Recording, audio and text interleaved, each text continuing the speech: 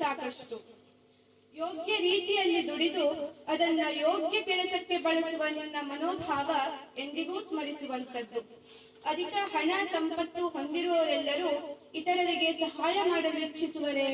ಎಲ್ಲರೂ ಯೋಗ್ಯ ರೀತಿಯಲ್ಲಿಯೇ ಹಣ ಸಂಪಾದಿಸಿ ಯೋಗ್ಯ ಕಾರ್ಯಕ್ಕೆ ಉಪಯೋಗಿಸುವರೇ? ಆದರೆ ನಿನ್ನ ಜೀವನದ ಶೈಲಿ ಇತರರಿಗೆ ಸ್ಫೂರ್ತಿಯಾಗುವಂತದ್ದು.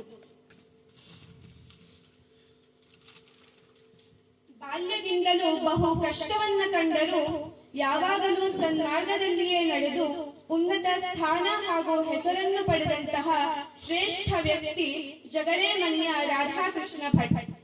ಕೆಲವೊಮ್ಮೆ ಮುಂಗೋಪಿ ಎನಿಸಿದರೂ ತಿಳಿದವರಿಗೆ ಗೊತ್ತು ನಿನ್ನ ನಿಷ್ಕಲ್ಮಶವಾದ ಮನಸ್ಸು.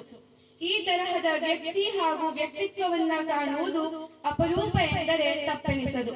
ಮಾವ, ನಿನ್ನ ಅಗಲಿಕೆ ಅರಗಿಸಿಕೊಳ್ಳಲು ಸಾಧ್ಯವಾಗದ ಸಂಗತಿಯಾಗಿದೆ. ಆದರೆ ನಿನ್ನ ಒಳ್ಳೆಯ ಕಾರ್ಯಗಳು, ನಿನ್ನ ಅರ್ಥಗರ್ಭಿತ ಮಾತುಗಳು ಹಾಗೂ ನಿನ್ನ ನೆನಪುಗಳು ಸದಾ ಶಾಶ್ವತ. ಎಂದಿಗೂ ಮರೆಯಲಾಗದ ವ್ಯಕ್ತಿಯಾಗಿಯೇ ನೀ ಬಾಳಿದೆ.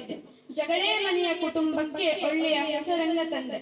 ತನಗಾಗಿ ಏನನ್ನೂ ಬಯಸದೆ ತನ್ನವರ ಖುಷಿಯಲ್ಲಿಯೇ ನೆಮ್ಮದಿಯನ್ನ ಕಂಡೆ.